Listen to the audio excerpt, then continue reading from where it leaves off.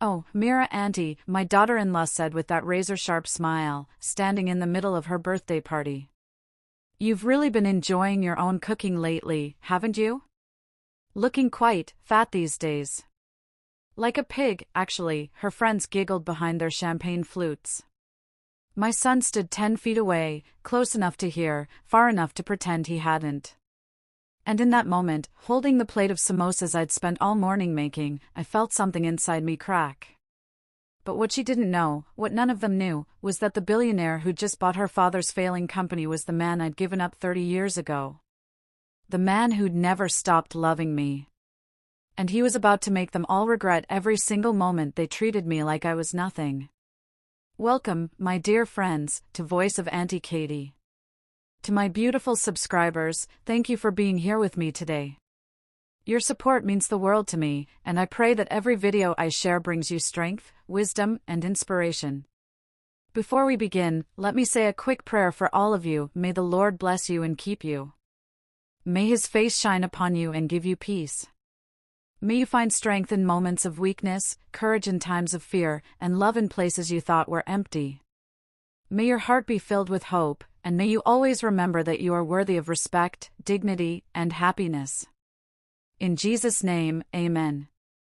Now, settle in, because this story is about a woman who gave everything, and finally learned to take it back. I stood in the backyard of my son's house, the house I'd helped them buy with a $50,000 down payment, watching Priya hold court among her corporate friends like a queen at her coronation. It was her 30th birthday party. She'd specifically requested I make samosas, the authentic kind that would impress her colleagues. I'd woken up at 5 in the morning to prepare them. My fingers were still raw from rolling the dough. The backyard was decorated with string lights and expensive flower arrangements. A catering company I'd never heard of was serving cocktails with names I couldn't pronounce. The women wore designer dresses that probably cost more than my monthly pension. The men had that polished corporate look, crisp shirts, expensive watches, practiced smiles. I was 62 years old, wearing a simple cotton salwar kameez, holding my plate of homemade samosas like an offering. Mira auntie! Priya called out when she saw me, her voice dripping with false sweetness. You made it! And you brought food, how traditional. Her friends turned to look at me. I felt their eyes scan me from head to toe, taking in my simple clothes, my comfortable shoes, my graying hair pulled back in a sensible bun. I made the samosas you asked for, I said, setting the plate down on the table next to the catered appetizers. The recipe your grandmother loved. Oh, how sweet. Priya picked one up, examined it like it might be contaminated, then set it back down. Though I'm not sure they match the aesthetic we're going for today. One of her friends, a tall woman with sharp cheekbones and sharper jewelry, leaned in. Priya, darling, where's Rohan? I want to hear about his promotion. He's inside taking a work call, Priya said, then glanced at me with that smile. The one that never reached her eyes. Always working so hard to maintain our lifestyle. Though of course, we've had help along the way. The emphasis on help made my stomach tighten. You've been so generous, haven't you, Mira auntie? Another friend chimed in. Priya was telling us how you've been supporting them. That's so sweet. The word sweet sounded like an insult. I smiled, trying to ignore the heat rising in my cheeks. Any mother would do the same. Would they? Priya's smile widened. Oh, Mira auntie, you've really been enjoying your own cooking lately, haven't you? Looking quite round these days. Like a fat pig, actually. The words landed like stones in water, making ripples that spread through the group. Some of the women gasped. Others tried to hide their smiles. One actually laughed out loud before catching herself. I stood frozen, the humiliation washing over me in waves. Through the glass doors, I could see my son Rohan in his study. He was facing our direction. He'd heard. I knew he'd heard. But he turned away, putting his phone to his ear like he was suddenly very interested in his call. Priya, I said quietly, my voice surprisingly steady. May I speak with you inside? She rolled her eyes at her friends, actually rolled them, like a teenager who'd been asked to clean her room. Sure, auntie. Let's chat. I walked toward the house on legs that felt like they might give out. Behind me, I heard whispers starting, the conversation picking up again with an excited energy. I'd just become their entertainment. The kitchen was cool and quiet, a stark contrast to the noise outside. Priya followed me in, immediately dropping the sweet act the moment the door closed. What now, Mira? I'm hosting a party, why would you say something like that to me? My voice was trembling, but I forced myself to look her in the eye. In front of everyone? She leaned against the marble countertop, the one I'd helped pay for when they remodeled last year, and examined her perfectly manicured nails. Oh my God, I was joking. You're so sensitive. This is exactly why Rohan says you're exhausting to be around. The words hit harder than the insult outside. Rohan said that? He says lots of things. She looked up at me then, really looked at me, and I saw something in her eyes I'd never noticed before. Contempt. Pure, undiluted contempt. You know what your problem is, Mira? You think because you gave birth to him, because you struggled and sacrificed, that he owes you something. But he doesn't. We don't. I never said you didn't have to. She pushed off the counter, moving closer. It's in everything you do. Every time you show up unannounced with food we didn't ask for. Every time you mention how much you've helped us. Every time you hint about grandchildren or ask about our plans. It's pathetic, honestly. I felt tears burning behind my eyes, but I refused to let them fall. Not in front of her. I should go, yes, Priya said, her voice cold. You should. I gathered my purse with shaking hands. My container of samosas sat on the counter, barely touched. I thought about taking them with me, then decided against it. Let them throw them away. Let them waste what I'd spent hours making. As I walked through the house toward the front door, I passed Rohan's study. The door was open now. He was sitting at his desk, staring at his computer screen, but I could tell he wasn't really seeing it. Beta, I said softly. He looked up, and for a second, just a second, I saw something like guilt flash across his face. Then it was gone, replaced by that carefully neutral expression he'd perfected over the years. Mom. You leaving already? Yes, okay, drive safe. That was it. No apology. No defense of me. No acknowledgement of what his wife had just said. Just drive safe, like I was a casual acquaintance leaving after a business meeting. I drove home through blurred vision, my hands finally shaking on the steering wheel. Twice I had to pull over because I couldn't see the road through my tears. When I finally made it to my apartment, the small one-bedroom I could have upgraded years ago if I hadn't been sending Rohan money every month, I sat in my car for 10 minutes, trying to compose myself. The apartment building was old but well-maintained. I'd lived here for 15 years, ever since Rohan moved out. It was supposed to be temporary.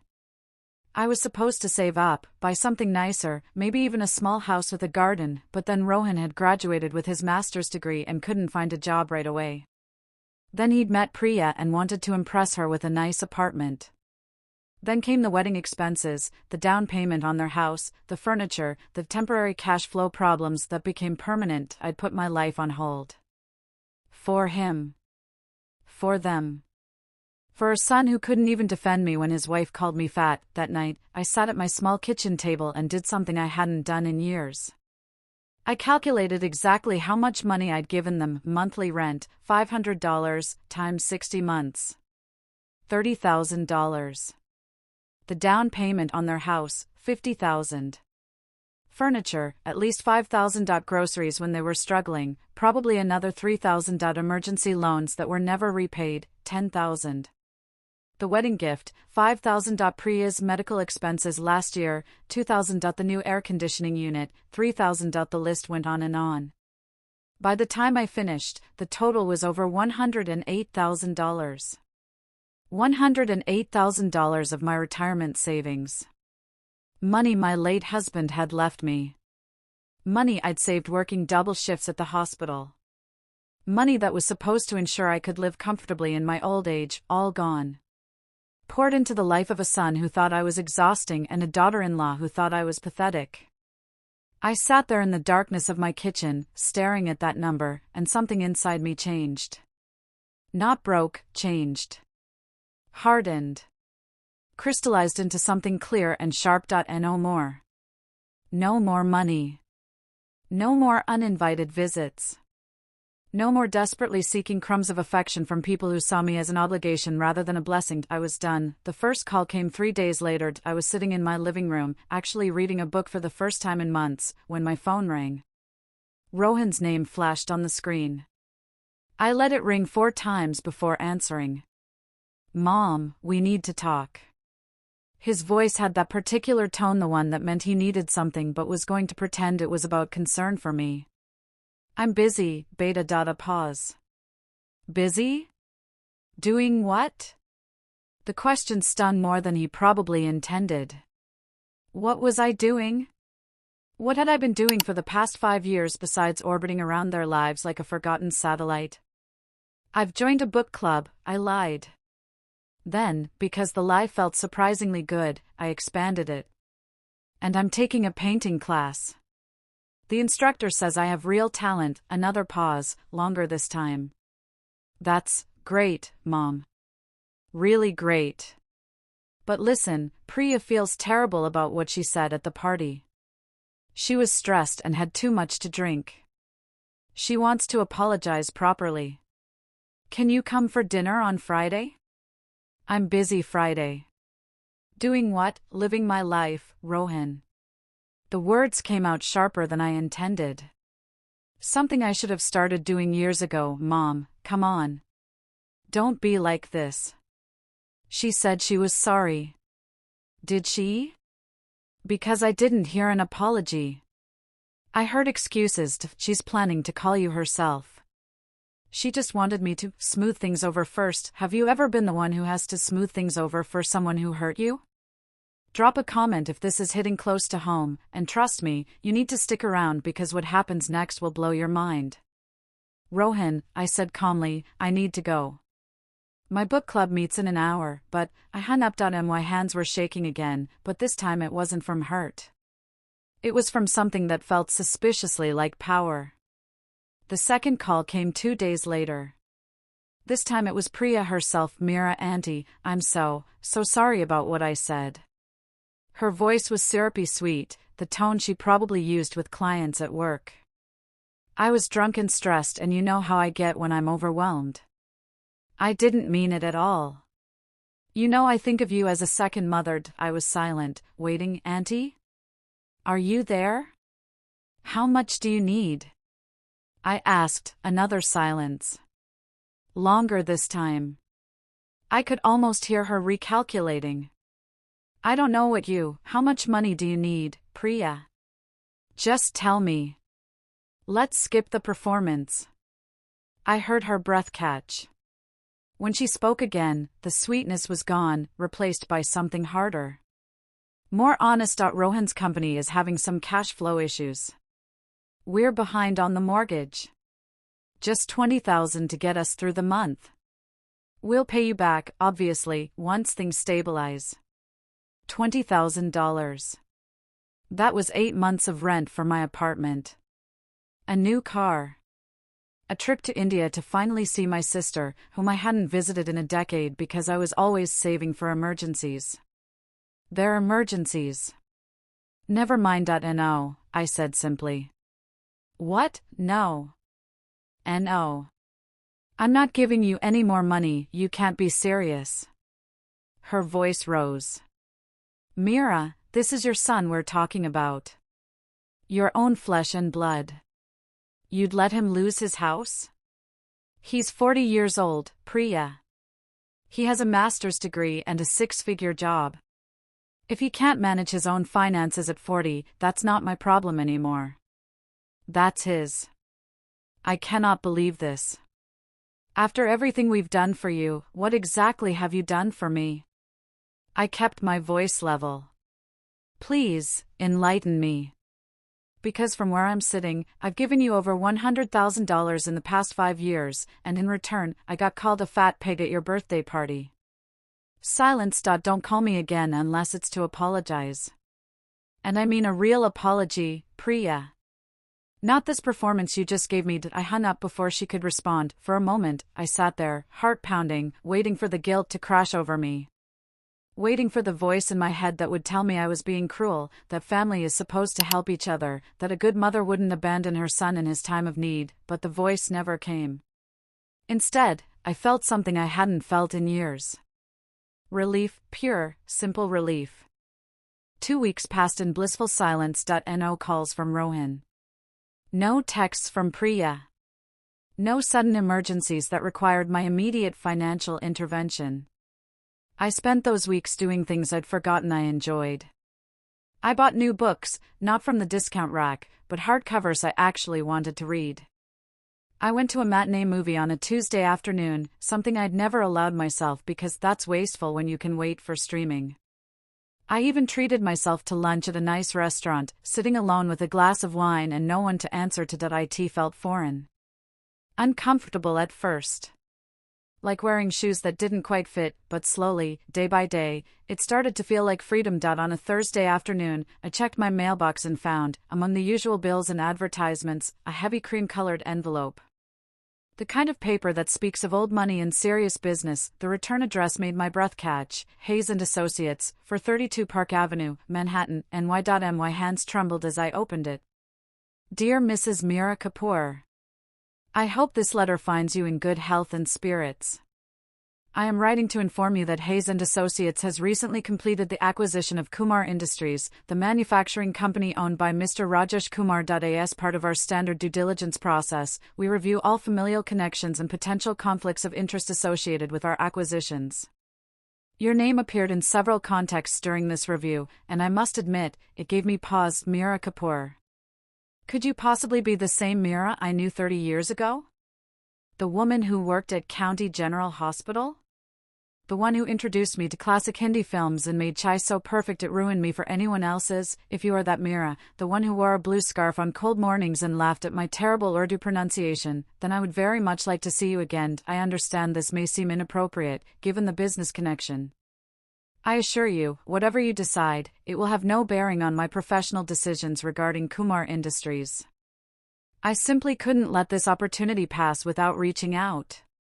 If you're interested in reconnecting, no obligations, no expectations, just two old friends catching up, my personal number is below. With warm regards and hopeful anticipation, Trevor Hayes. I read the letter 3 times, my heart doing complicated gymnastics in my chest. Trevor Hayes.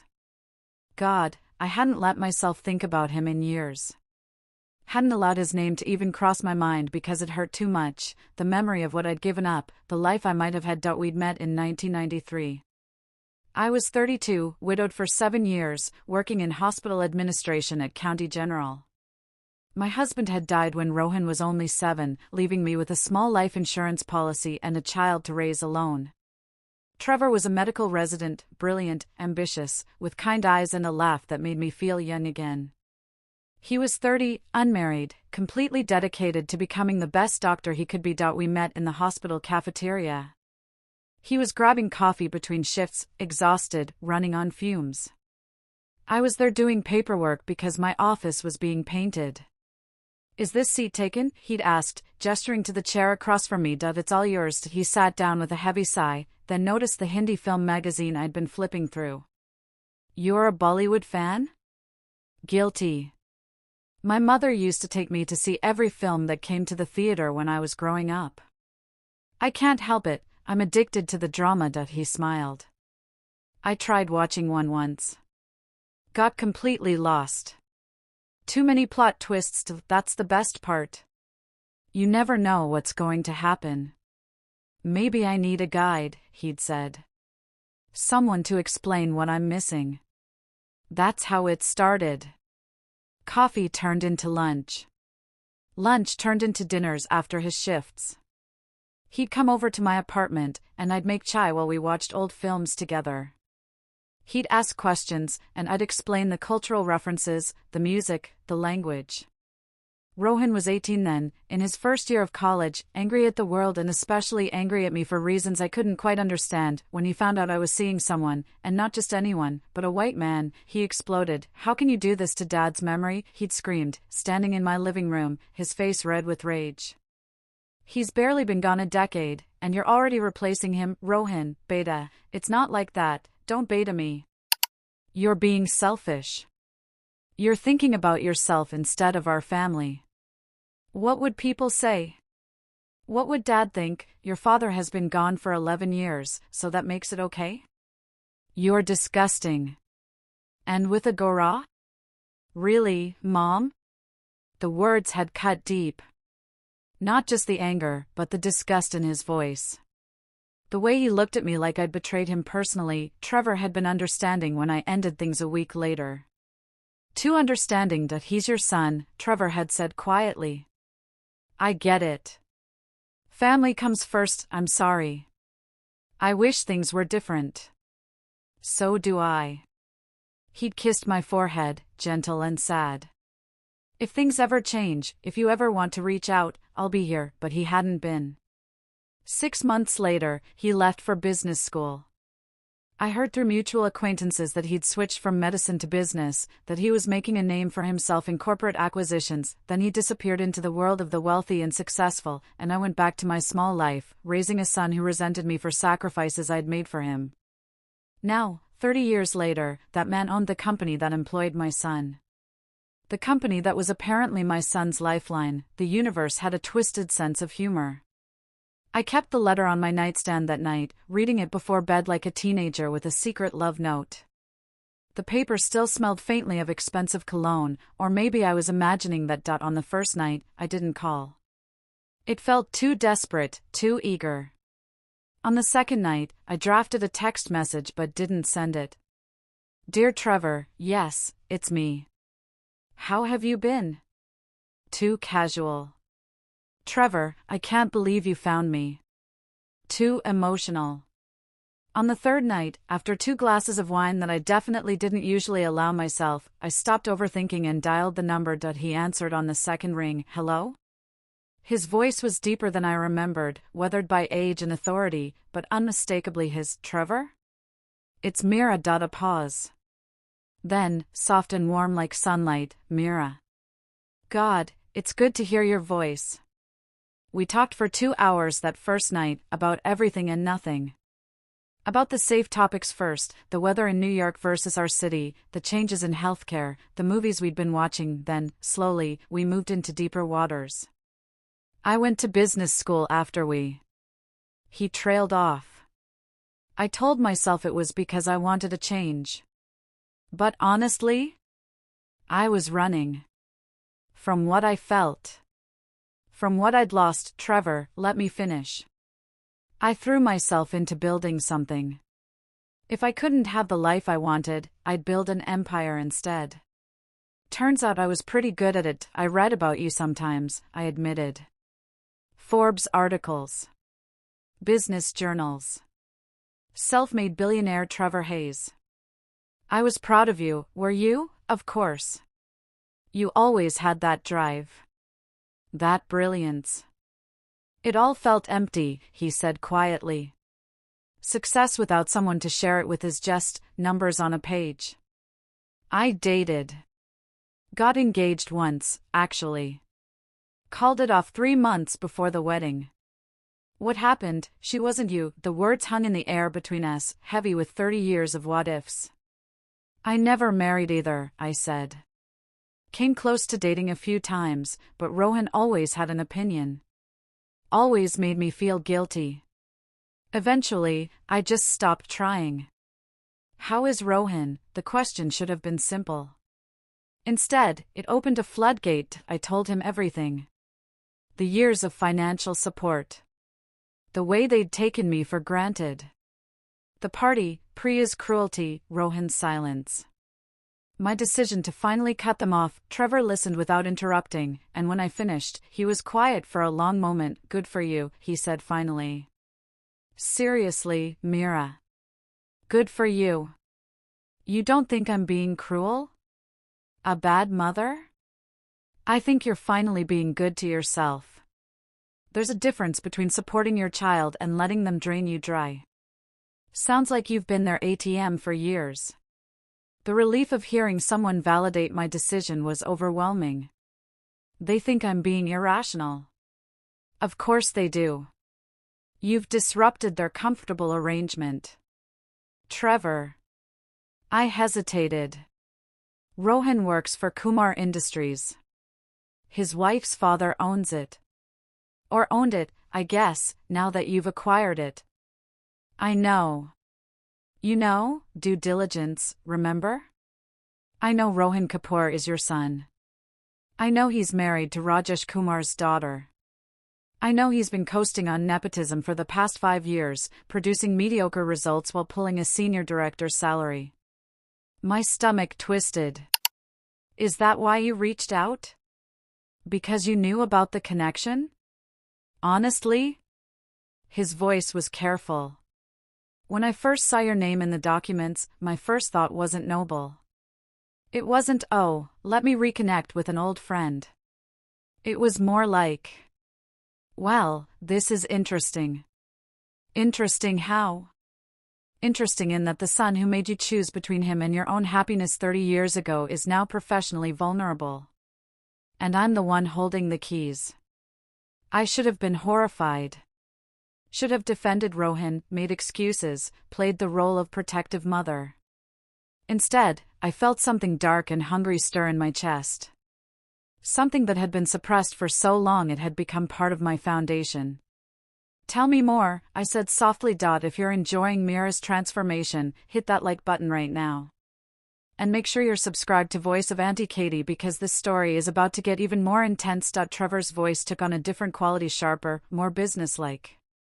Kumar Industries is in trouble. Rajesh Kumar made some bad investments over the past decade. Expanded too quickly into markets he didn't understand. The company's been hemorrhaging money for 3 years. I didn't know that, most people don't. He's good at maintaining appearances. But the numbers don't lie. When my team approached him about acquisition, he jumped at it. He didn't have much choice. I processed this. So Rohan's job is at risk. Yes. The company needs serious restructuring. That means layoffs, department consolidations, performance evaluations. Rohan's position exists because his father-in-law created it for him. It's not essential to operations, and you could eliminate it. I could. He paused. But I could also keep it. Keep him employed. Keep Priya's father's pride somewhat intact. Keep their comfortable lifestyle secure. Why would you do that? Because, Mira, I want you to understand something. I'm not reaching out to you for revenge on your son. I'm not trying to manipulate you through professional leverage. I'm reaching out because for 30 years, I've wondered what my life would have been like if you'd chosen differently. My throat tightened. Trevor, have dinner with me. Tomorrow night. Somewhere we won't be interrupted by the past or the present. Just two people who used to care about each other, catching up to. I should have said no. Should have considered the implications, the complications, the ways this could explode into something messy and painful. Instead, I heard myself say, what time? The restaurant was the kind of place I'd never been to before, the kind where they don't list prices on the menu because if you have to ask, you can't afford it. I'd spent an hour getting ready, trying on every dress I owned before settling on a deep blue silk I'd bought for a wedding 5 years ago and never found another occasion to wear. It was more form-fitting than I usually allowed myself, showing curves I usually hid under comfortable, practical clothes. Standing in front of the mirror, I barely recognized myself. When had I become this person who dressed for comfort instead of beauty? When had I stopped caring about how I looked? The moment I started living for other people instead of myself, I realized Trevor had sent a car for me, a sleek black sedan with a driver who opened doors and called me ma'am like I was someone important. The restaurant was downtown, tucked away on a quiet street, the kind of place that didn't need a sign because the right people already knew where it was.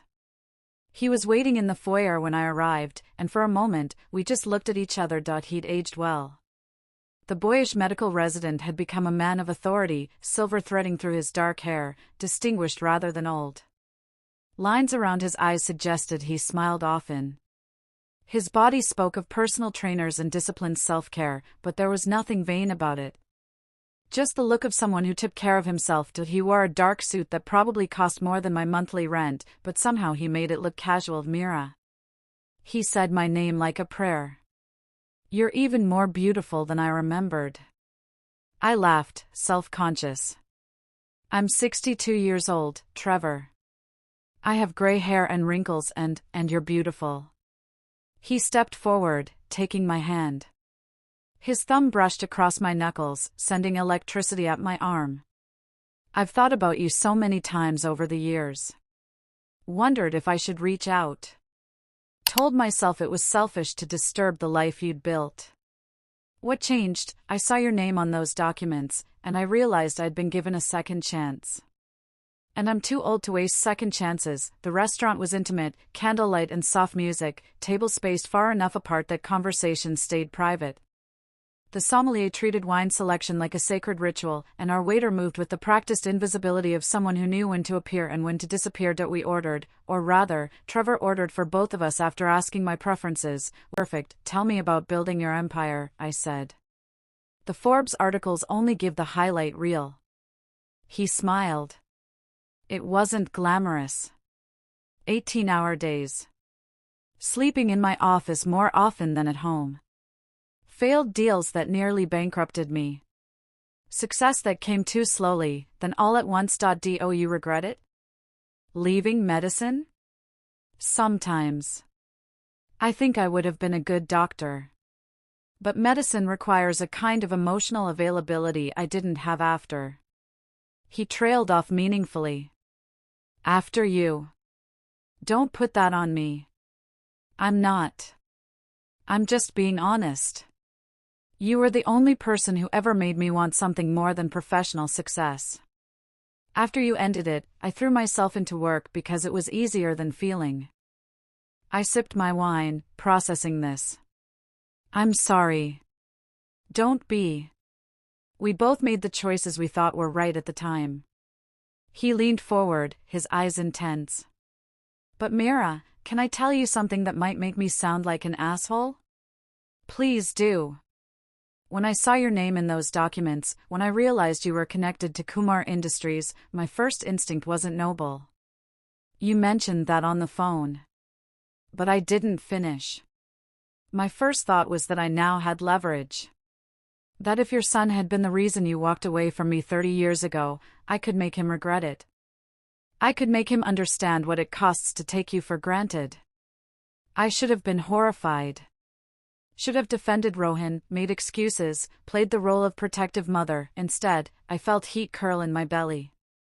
Something dark and hungry that I'd suppressed for so long it had become part of my foundation. Tell me about Kumar Industries, I said. Tell me everything, his eyes gleamed. Rajesh Kumar is desperate. The company is his entire identity. His grandfather built it from nothing. His father expanded it. He was supposed to be the one who took it global. Instead, he's the one who nearly destroyed it. And Priya? Married your son partly because Rohan's position in the company was supposed to bring fresh ideas, young energy, modern business practices. But it didn't. No. Rohan's been coasting. He's not incompetent, exactly, but he's not exceptional either. And in business, not exceptional equals expendable. Our appetizers arrived, something delicate and artistic that I didn't recognize but tasted incredible. We ate in silence for a moment, both processing the weight of this conversation. So what happens now? I asked finally. Now? Trevor set down his fork, studying me with an intensity that made my skin prickle. Now I decide what to do with the company. I could break it up and sell the pieces, that's what my board is recommending. Maximum profit, minimum hassle. Or I could streamline it, cut staff, make it profitable again through aggressive restructuring. Or I could keep it running exactly as it is. Keep Rohan employed. Keep Priya's father's pride intact. Keep your family's comfortable lifestyle secure. At least for a while. Why would you do that? He reached across the table, taking my hand. His thumb traced circles on my palm that sent electricity up my arm. Because I want you to choose me this time, knowing you're not choosing me because you have to. Not because your son is desperate or because withholding money makes you feel powerful. I want you to choose me because you want to. Because after 30 years, you're finally ready to put yourself first. My breath caught. That's manipulative. Probably. But I've spent 3 decades building an empire, Mira. I know how to play the long game. And you're the only prize that ever mattered. The waiter brought our main courses, giving us a moment to reset. But the tension remained, electric and dangerous. What do you want from me? I whispered, everything. His hand tightened on mine. I want the life we should have had. I want mornings waking up next to you and evenings discussing our days. I want to take you to places you've never been and show you that there's more to life than sacrificing yourself for people who don't appreciate you. And if I say no? Then I'll respect that. His voice was soft but firm. I'll restructure Kumar Industries the way that makes the most business sense. Rohan will likely be among the layoffs, not out of spite, but because he's simply not essential. Rajesh Kumar will probably lose the business his grandfather built. Priya will have to adjust to a life without unlimited access to daddy's money. You're asking me to choose between my son and myself. No. Trevor's eyes held mine. Your son already made that choice. He chose his comfort over your dignity. His wife's cruelty over your feelings. His own convenience over your well-being. I'm just asking you to finally make a choice too. The truth of his words hit me like a physical blow. I need time, I said finally. Take all the time you need. He released my hand, but his eyes never left mine. But Mira? While you're thinking, consider this: how many more years are you willing to waste waiting for scraps of affection from people who see you as an ATM? How much longer will you put your life on hold for a son who couldn't even defend you when his wife called you a fat pig? We finished dinner making careful small talk, movies we'd seen, books we'd read, the safe topics people discuss when the important things have already been said. When Trevor walked me to the car he'd sent, he pulled me into a hug that felt like coming home. He was warm and solid, and he smelled like expensive cologne and something underneath that was just him. I've missed you, he murmured into my hair. Every single day for 30 years. I pulled back just enough to look at him. In his eyes, I saw something I hadn't seen in so long I'd forgotten it existed. I saw myself reflected as someone desirable. Someone worthy. Someone more than just a mother or a provider or an obligation. Trevor, I started, but he shook his head. Don't answer now. Think about it. But know that whatever you decide, I meant what I said. You're the only woman who ever made me believe in something more than success and money and building empires. He kissed my forehead gently, a gesture so tender it made my eyes sting with unshed tears, then helped me into the car. As the driver pulled away, I watched Trevor through the rear window until he disappeared from view. When I got home, there were 7 missed calls from Rohan and 3 from Priya. I deleted them all without listening. For the first time in 30 years, someone else's needs weren't my emergency. The pounding on my door started at 7 in the morning. I'd been awake for an hour. Already, sitting at my kitchen table with a cup of chai, thinking about Trevor's words from the night before. About choices and dignity and the life I'd been putting on hold, the pounding came again, more insistent this time. Through the peephole, I saw Rohan and Priya. Both looked disheveled, Rohan's shirt wrinkled, Priya's makeup smudged like she'd been crying. Or maybe she'd just slept in it. I took my time opening the door. Mom, we need to talk. Rohan pushed past me into the apartment without waiting for an invitation. Right now. Good morning to you too, Beta. Priya followed him in, her designer heels clicking on my floor. Even distressed, she was wearing clothes that cost more than my furniture. Mira, this is serious. Would you like some chai? I asked, moving toward the kitchen with deliberate calm. Did you not hear me? Rohan's voice rose, taking on that edge of panic I recognized from his childhood. Hayes and Associates is gutting the company. They're doing performance evaluations of all department heads. Daddy says they're just looking for excuses to fire people. I could lose my job. We could lose everything. I poured myself more chai, taking my time adding the sugar. I'm sorry to hear that. Sorry?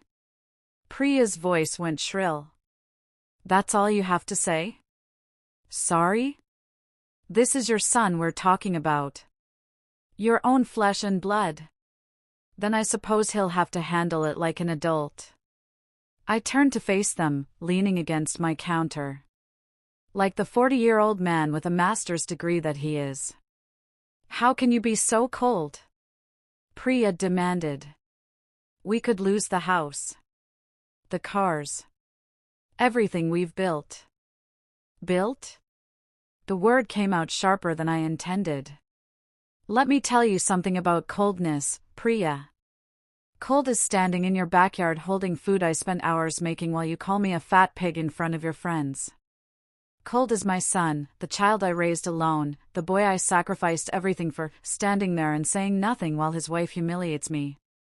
Mom, I'm not finished. My voice was steel wrapped in silk. Cold is coming to me only when you need money and never once asking how I'm doing or if I'm happy or if I need anything. Cold is treating me like an ATM for 5 years. Like my only value is what I could provide financially. Rohan's face flushed. That's not fair. We've always loved you. Have you? I set down my cup. When was the last time you called just to talk? When was the last time you asked about my life, my interests, my feelings? When was the last time you treated me like a person instead of a resource? The silence stretched between us, heavy and damning. That's what I thought. I picked up my cup again. Now, I have plans today, so if there's nothing else, there is something else. Priya's eyes narrowed dangerously. Daddy looked into Hayes and Associates. The CEO is a man named Trevor Hayes. Same age as you. Same city where you grew up. Went to the same hospital where you worked. My heart skipped, but I kept my face neutral. And I'm asking if there's something you want to tell us. Her voice dripped venom. Some connection you have that might explain why this particular company, of all the companies in the world, decided to acquire Kumar Industries right when you cut us off financially. What are you implying, Priya? I'm implying that maybe this isn't a coincidence. Maybe you know him. Maybe you've been talking to him. Maybe, she stepped closer, her face twisted with rage, you're sleeping with the man who's destroying my father's company. Maybe you're sabotaging your own son for what? Revenge? Some pathetic attempt to feel desirable again, Priya? Rohan looked shocked, but he didn't defend me. He never defended me. I set down my cup carefully. When I spoke, my voice was soft, but every word was a blade. And why personal life is no longer your concern. Just like your financial situation is no longer mine. So you admit it. Priya lunged forward, but Rohan caught her arm. You're actually sleeping with him. You're willing to destroy your son's life to get back at us for one stupid comment at a party. I looked at my son. Really looked at him. Saw the man he'd become, weak, entitled, willing to let his wife attack his mother while he stood by doing nothing, just like at the party. Get out of my house, I said quietly. Mom, please, Rohan started. Get out.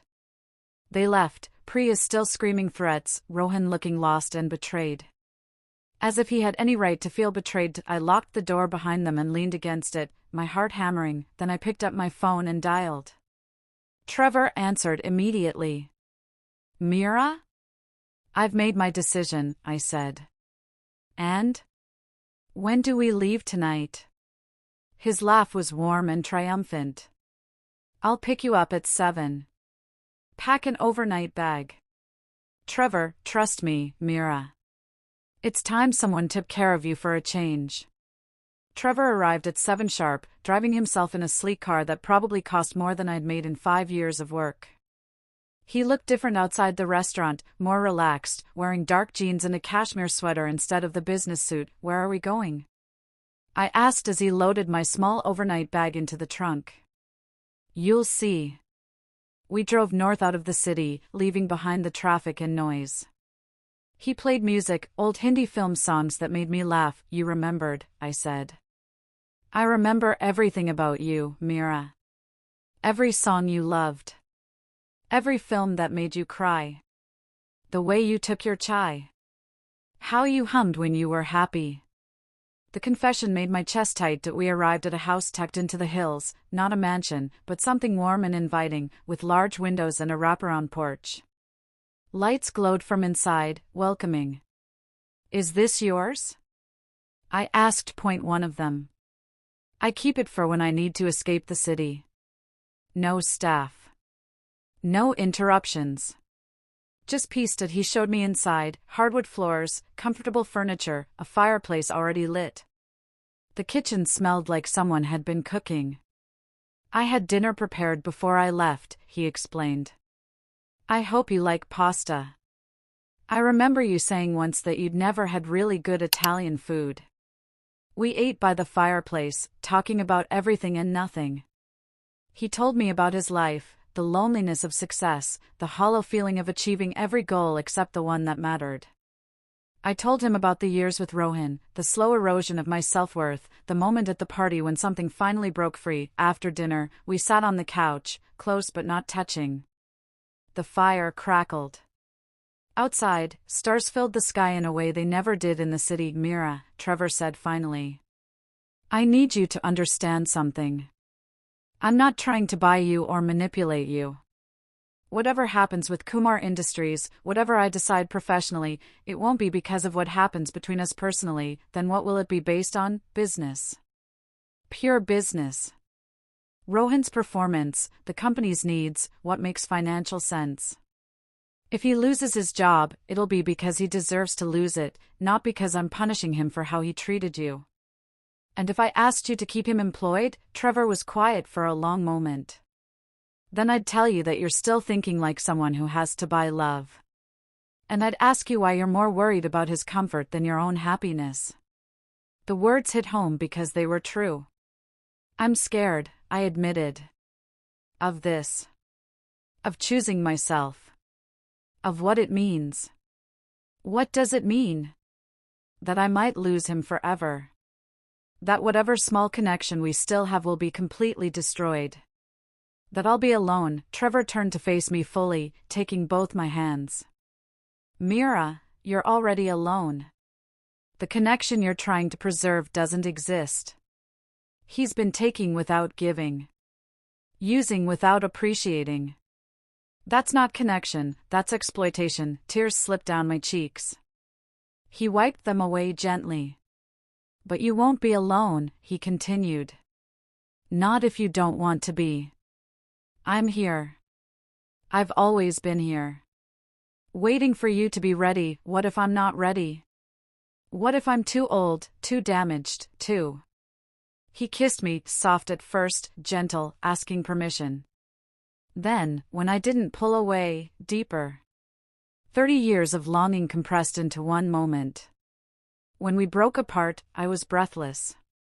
"You're not to anything," he whispered. "You're exactly right. We're getting close to the end, and the justice is about to be served. If you're loving this story, do me a favor right now, hit that like button, drop a comment telling me what you think Mira should do, and share this with someone who needs to hear it. Don't forget to subscribe to Voice of Auntie Katie for more stories about taking back your power. That night, in the quiet comfort of the guest room he'd prepared for me, respecting my boundaries even as he'd made his feelings clear, I lay awake thinking about choices and consequences. About the difference between love and obligation. About the fact that I'd spent 30 years living for someone who'd never once put me first. In the morning, I woke to the smell of coffee and something baking. I found Trevor in the kitchen, making breakfast. "I called my lawyer last night," he said as he poured me coffee. "I want to make sure everything's documented. The harassment from Rohan and Priya. The financial history. Your mental competence." "Why?" Because I know them. They're not going to accept this quietly. They're going to try to paint you as unstable, claim I'm manipulating you, maybe even try to get guardianship. I want you protected. The thought hadn't even occurred to me. They wouldn't.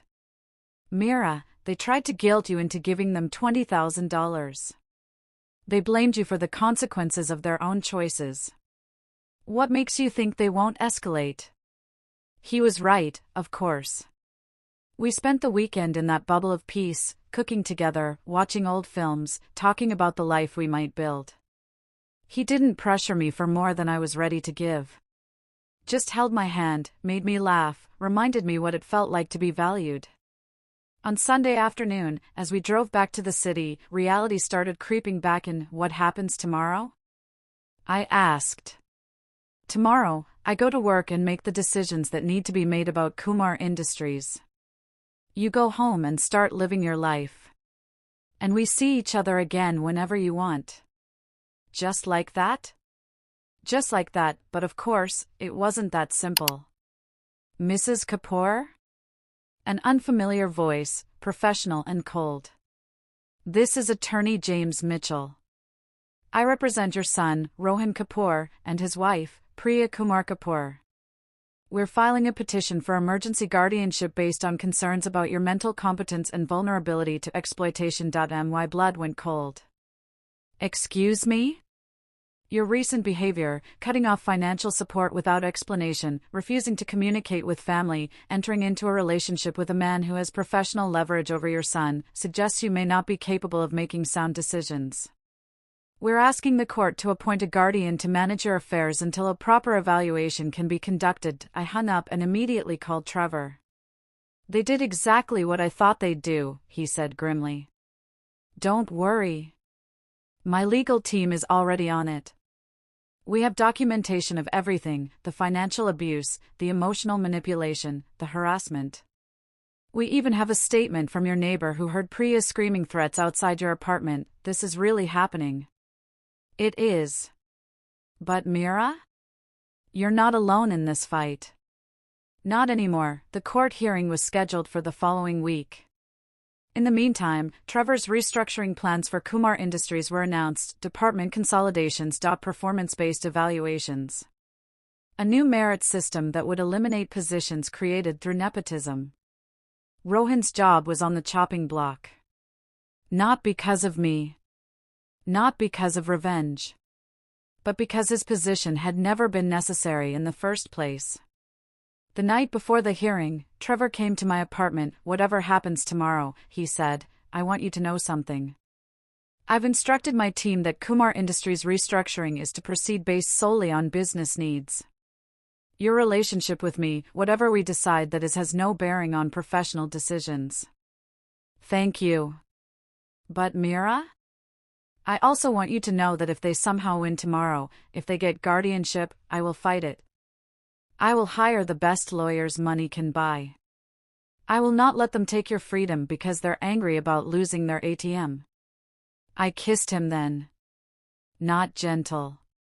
Not asking. But claiming. I won't need you to fight for me, I said. Because I'm going to win this myself.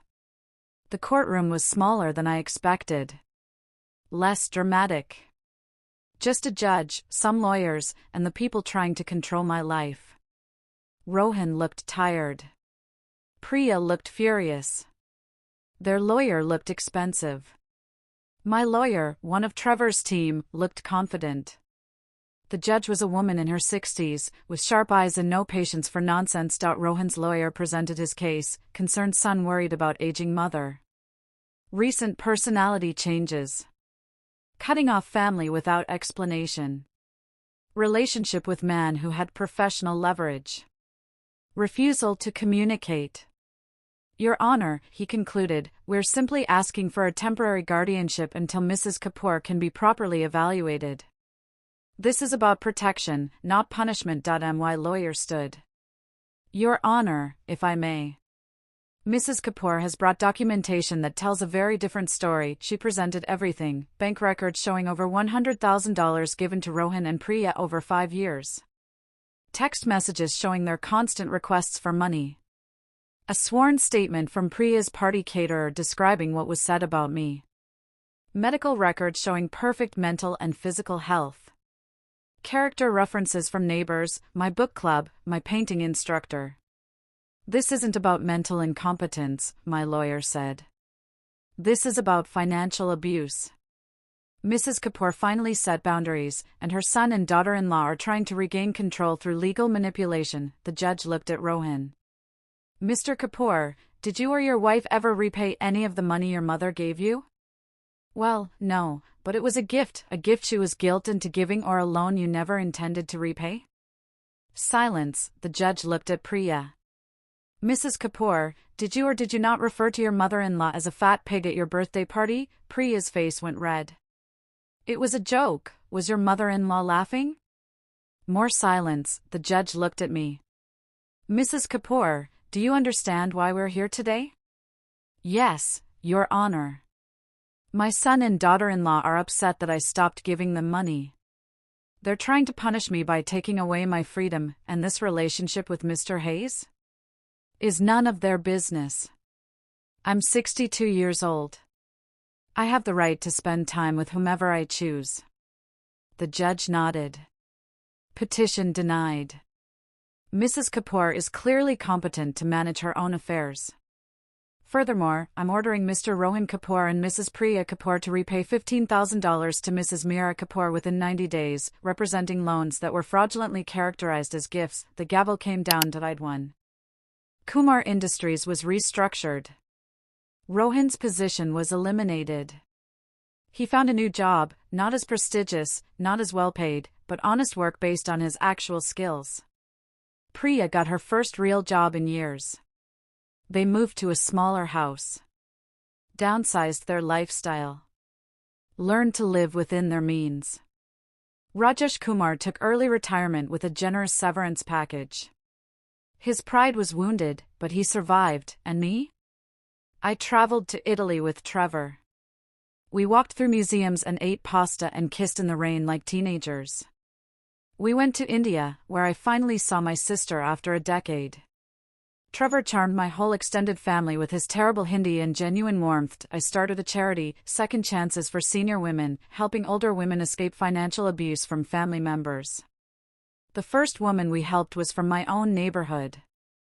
Her story was so similar to mine it made me cry. I took painting classes. My instructor entered one of my pieces in a local show. It sold for $500. I used the money to take myself to a spa day, something I'd never allowed myself before. Trevor and I didn't rush. We took our time, building something real and solid. Some nights I stayed at his place. Some nights he stayed at mine. We talked about moving in together, maybe getting married, but there was no rush. We'd waited 30 years. We could afford to be patient. 3 months after the hearing, I ran into Rohan at the grocery store. He looked different. Thinner. Tired. But maybe a little more at peace. Mom, he said quietly. Rohan, awkward silence. He swallowed hard. I wanted to say I'm sorry. For everything. For taking you for granted. For not defending you at the party. For the guardianship thing, that was Priya's idea, but I went along with it, and that makes me just as guilty. I studied his face, looking for manipulation. But all I saw was genuine regret. Thank you for saying that. Priya and I are in counseling. She's working on herself. On us. The financial pressure made her mean, but that's not an excuse. We both treated you terribly. Yes, you did. He flinched. I know I don't deserve it, but could we maybe have coffee sometime? Not right away. Whenever you're ready. I'd like to try to rebuild. If that's possible. I thought about it. About forgiveness and boundaries. About the difference between reconciliation and allowing abuse to continue. Maybe, I said finally. Someday. When I'm ready. But Rohan? Things will never go back to how they were. That relationship is dead. If we build something new, it'll be on my terms. With boundaries. With respect. With you understanding that I'm a person, not a bank account. I understand. His eyes were wet. I'm proud of you, Mom. For finally choosing yourself. You deserved better than what we gave you. After he left, I stood in the cereal aisle and cried. Not from sadness. From release. Today, I'm sitting on the porch of the house Trevor and I just bought together. It's not his mansion or my apartment, but something in between, a home we chose together, that belongs to both of us equally. I'm wearing paint-stained clothes from my studio. Yes, I have a studio now, a whole room dedicated to my art. My hair is going gray, and I don't care. My body is soft and comfortable, and Trevor tells me I'm beautiful every single day. We're planning a small wedding for next spring. Nothing fancy. Just the people who actually love us, who've supported us, who've celebrated our happiness instead of trying to profit from it. Rohan and I have had coffee twice. Short meetings. Careful conversations. He's trying. I can see that. Whether we'll ever have a real relationship again, I don't know. But the door is open a crack. On my terms. If there's one thing I want you to take from my story, it's this: you are not an ATM. You are not a doormat. You are not obligated to sacrifice your happiness for people who don't value you. Love shouldn't cost your dignity. Support shouldn't mean destroying yourself. Family shouldn't mean being taken for granted. It's never too late to choose yourself. Never too late to set boundaries. Never too late to walk away from people who treat you like you're worthless, and it's never, ever too late for love. Real love. The kind that lifts you up instead of tearing you down. I'm 63 years old. I've been through hell. I've been betrayed, humiliated, taken advantage of, but I survived. I chose myself. And I found happiness on the other side. You can too. If this story touched your heart, I need you to do something for me right now. First, smash that like button. Seriously, hit it hard. Let me know this message resonated with you. Second, share this video with someone who needs to hear it. That friend who's being taken advantage of.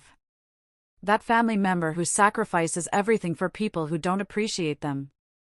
That person who needs permission to finally choose themselves. Third, comment below and tell me, have you ever been taken for granted by family? How did you handle it? What would you have done in Mira's situation? I read every single comment, and your stories inspire me. Fourth, subscribe to Voice of Auntie Katie and hit that notification bell. I share stories like this every week, stories about taking back your power, setting boundaries, and choosing yourself. Don't miss the next one. Remember, my dear friends, you are worthy. You are valuable. You deserve respect, love, and happiness. Don't wait 30 years to choose yourself. Start today. This is Auntie Katie, reminding you that revenge isn't always loud. Sometimes it's just living well. Sometimes it's just finally putting yourself first. Before you go, let me pray for you one more time. May you find the courage to set boundaries. May you recognize your own worth. May you walk away from anyone who makes you feel small. May you find love that uplifts you. And may you always, always remember that choosing yourself isn't selfish, it's survival. In Jesus' name, amen. See you in the next story, my dear ones. Until then, choose yourself. Always choose yourself.